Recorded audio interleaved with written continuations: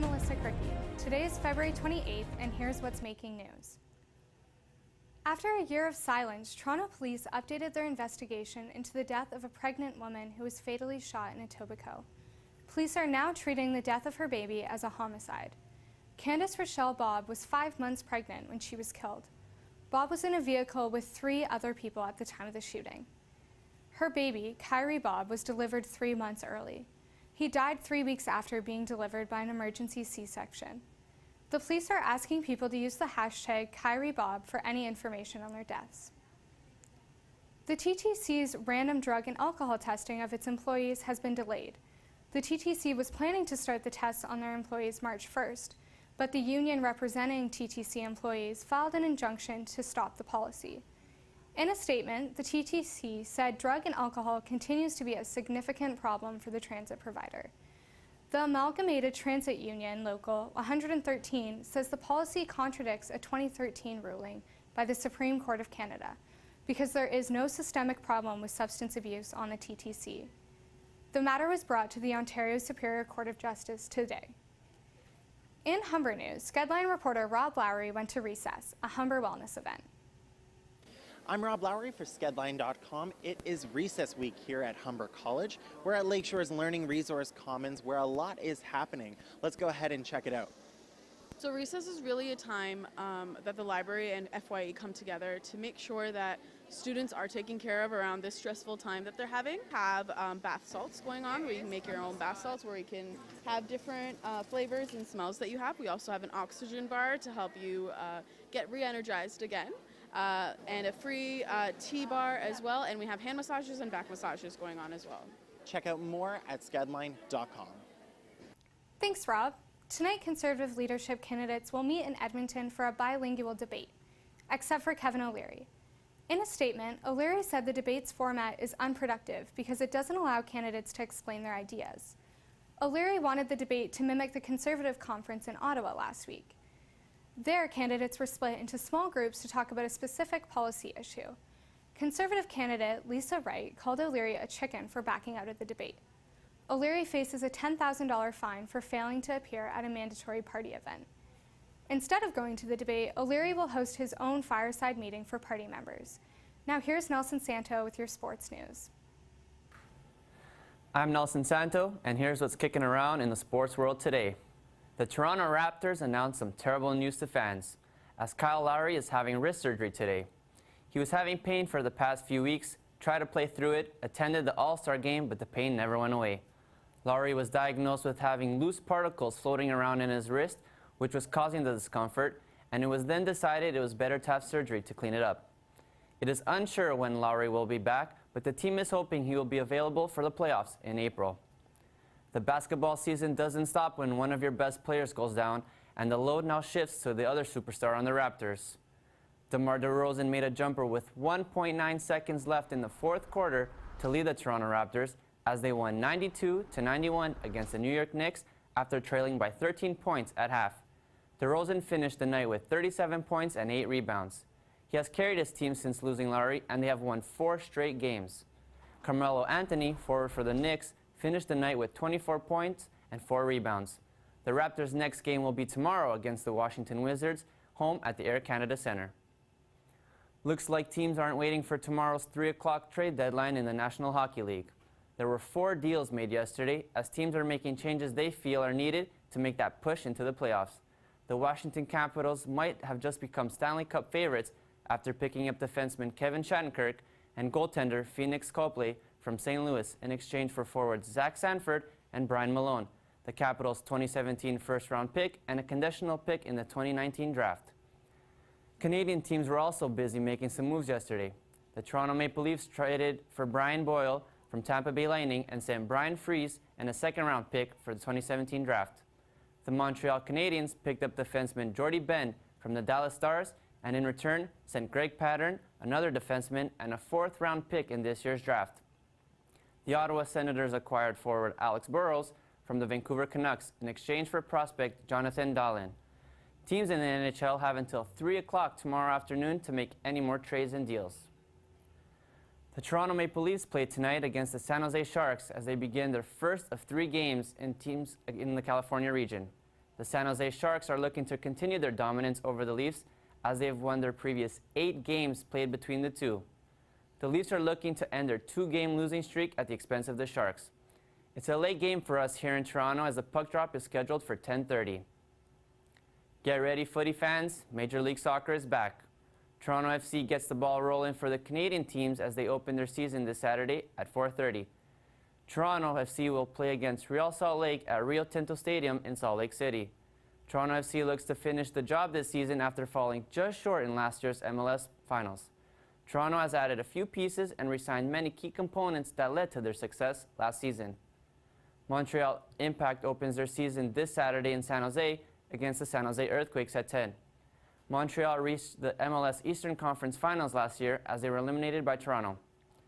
The Vancouver Whitecaps kickstart their season on Sunday at 10 o'clock as they host the New York Red Bulls at BC Place. Vancouver finished 8th in the Western Division last year and is hoping for a much better season. That's your sports news for the day. Thanks for watching. Thanks, Nelson. U.S. President Donald Trump's sons, Eric Trump and Donald Trump Jr., are at the opening of Trump Tower in Vancouver. The brothers are met by 2 protests. Occupy Vancouver organized an all-day rally outside the tower, while the Resist for Peace March is protesting throughout Vancouver's downtown core. Back in Washington, Donald Trump will sign a measure to boost the government's support for America's historically black colleges. And tonight, Trump will meet with Congress. Trump will outline his goals for the year, including his plan for health care and military spending. 3 people were killed and 2 were injured when a plane crashed into 2 homes in California yesterday. The pilot and 2 passengers died. No one in the homes were injured. The passengers were in California for a cheerleading event at Disneyland. The plane was heading back to their home in San Jose. What caused the plane to crash is not yet known, but the crash will be investigated. The identities of the victims have not been released. Uber has asked a senior executive to leave the company after he failed to tell them about a sexual assault allegation during his time at Google. Uber is currently investigating allegations of sexual harassment in their own company. Earlier this month, a former employee published a blog post on her experience with the company. She alleged the company didn't punish her manager even after she reported his unwanted sexual advances. The company said they will investigate all claims. Now here's Jake Clutchy with your business news. I'm Jake Clutchy, and here's your update on business and technology for today. SpaceX has a plan to take us to the stars, but only 2 of us to start. 2 passengers will be able to pay for a tourist trip around the moon. SpaceX is using a spaceship that they're developing for NASA astronauts. Elon Musk, Space Exploration Technologies chief executive, spoke to reporters on a conference call where he declined to say how much the trip will cost or who will be going. He only said that it is nobody from Hollywood. Musk spoke in Cape Canaveral, Florida, where he explained the goal of the mission. Let's take a look. So what this is really intended to do is to encourage innovation in transport technology, to get people excited about new forms of transport, things that may be completely different from what we see today, but to really just get people to innovate and think about doing things in a way that's not just a repeat of the past, but to explore the boundaries of physics and see what is really, really possible. And I think we'll find that it's way more incredible than we ever realized. Musk says the tourists would undergo extensive training before the mission. SpaceX plans to send the craft 480,000 to 640,000 kilometers from Earth, past the moon until Earth's gravity pulls it back in. Musk says SpaceX plans for 1 or 2 of these trips per year and that fares charged could eventually contribute 10 to 20% of the company's revenue. Samsung Group Chief J.Y. Lee has been charged with bribery and embezzlement after a scandal that reaches the South Korean president. Samsung today announced the dismantling of its corporate strategy office. J.Y. Lee was arrested on February 17th over his alleged role in corruption, which involved the impeached South Korean president, Park Geun-hye. Charges include bribery for the purposes of controlling Samsung's business markets. Lee Jun, Samsung Group Executive Vice President, told reporters, "We apologize for the social controversy and distress we have caused." Lee has denied wrongdoing. Based on the main charges, Lee could face up to 20 years in prison. Target is forecasting another drop in full-year sales. They are also reporting a steeper than expected fall in holiday quarter sales. This is the 6th consecutive quarter in which Target has seen its sales decline. More and more, shoppers have been gravitating to online markets such as Amazon, as well as saving up for big-ticket items. Target Chief Executive Brian Cornell said in a statement, "Our fourth quarter results reflect the impact of rapidly changing consumer behavior, which drove very strong digital growth but unexpected softness in our stores." Walmart fared better in its holiday quarter, likely due to its lower prices. Japan's Takata Corporation pleaded guilty on Monday in a U.S. federal court to a felony charge that is part of a $1 billion settlement. The charge stems from the automaker's faulty airbag inflators, which have been linked to at least 16 deaths in the U.S. U.S. District Court Judge George Seath says automakers could still be subject to civil litigation for harm done to individuals. It's alleged Takata hid evidence for 15 years that its inflators were defective. Bell has announced Randy Lennox as the new president of Bell Media. Lennox, a former executive at Universal Music Canada, is replacing Mary Ann Turk, who is now working for the NFL. Lennox joined Bell Media in August 2015 as president of Entertainment, Production, and Broadcasting. And the humans versus ticket bots war rages on. Ontario's Attorney General, Yazir Naqvi, has announced the government is looking for input from the public before creating legislation on buying tickets for concerts, sports, and other events. So far, the government is working on a private member's bill called the Ticket Speculation Amendment Act, which would prohibit the use of software that bypasses security measures on ticket-selling websites. Fans were enraged last year when tickets for the Tragically Hip's Kingston show were sold out in seconds, only to reappear on resale sites. Naqvi told a press conference the government will consult fans on affordability, transparency, and enforcement. Naqvi told reporters, "From the Hip to Drake and Bieber to the Jays, the Raptors, and of course the Sens, I'm from Ottawa, to great performances like Come From Away, The Book of Mormon, and The Bodyguard, we have a lot to be proud of. But we also have a real problem when it comes to fans getting a fair shot at buying tickets." Naqvi has urged members of the public to go to ontario.ca/tickets, where they can fill out a survey regarding the issue. That's your business and technology news for Tuesday, February 28th. I'm Jake Clutchy. Thanks, Jake. Now here's Sam Layden with your entertainment news. Welcome to skedLINE's entertainment news. I'm Sam Layden, and to start us off, the television and film industry saw a huge boom in Toronto in the last year, which brought in over $2 billion from the film and TV producers, an increase over the $1.5 billion made in 2015.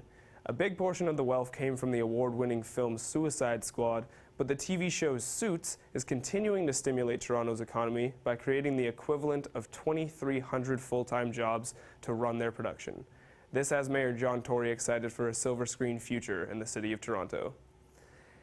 As Toronto's film industry grew, the U.S. film community seemed to diminish. The Oscars' most recent ceremony had the lowest U.S. viewership since 2008. It was a 4% drop from last year's Oscars. Though with a smaller audience, at least less people saw or even cared about the Oscars' big flop on Best Picture.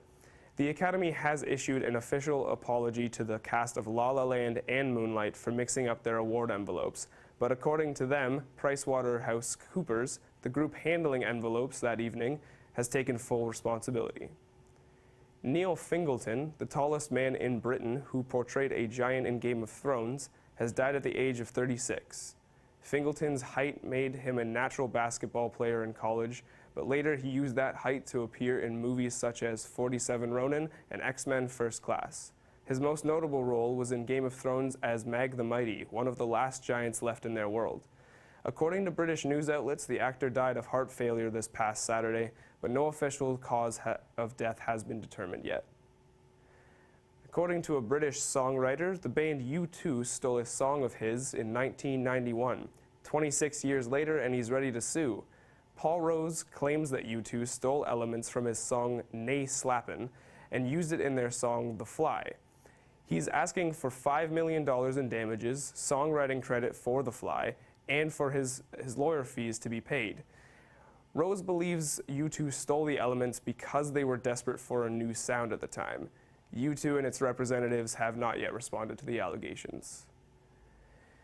Rihanna is set to receive Harvard University's Humanitarian Award for her contributions to women and children in impoverished areas. The 29-year-old R&B singer built a state-of-the-art oncology and medicine center in Barbados to help detect and treat breast cancer. She also has a scholarship program which gives impoverished children in the Caribbean a chance to study in the U.S. She will be receiving the award later this evening. That's all your entertainment news for today. I'm Sam Layden, and from all of us here at Skedline, have an awesome day. Thanks, Sam. 2 women will be charged in the murder mystery that had the world talking. The women from Vietnam and Indonesia are accused of murdering North Korean leader Kim Jong-un's half-brother. The woman allegedly rubbed a deadly chemical across Kim Jong-nam's face at an airport in Malaysia last month. One of the women said she believed she was pulling a prank for a TV show and rubbing Kim Jong-nam's face with baby oil. A third suspect, a North Korean citizen, is still in custody. Malaysia has identified 8 North Korean suspects in Kim Jong-nam's murder. UNICEF says refugee women and children traveling from Africa to Europe are being beaten, raped, and starved. UNICEF's report, titled A Deadly Journey for Children, says 3/4 of the children they interviewed experienced violence at the hands of adults. And half of the women they interviewed said they were sexually abused.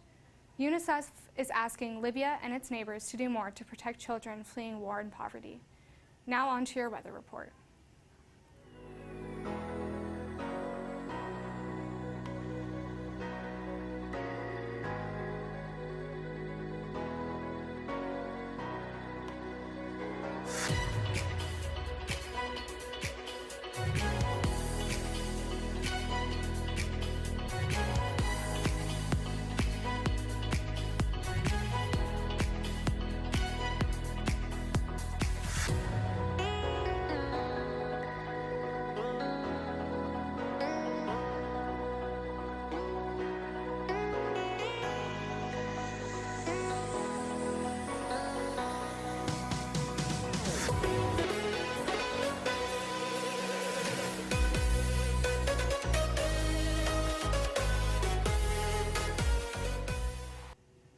Before we leave today, here's a video of twin panda cubs going outside for the first time.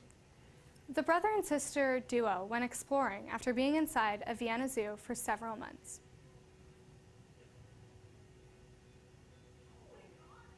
That's all for today. I'm Melissa Cricky for skedline.com.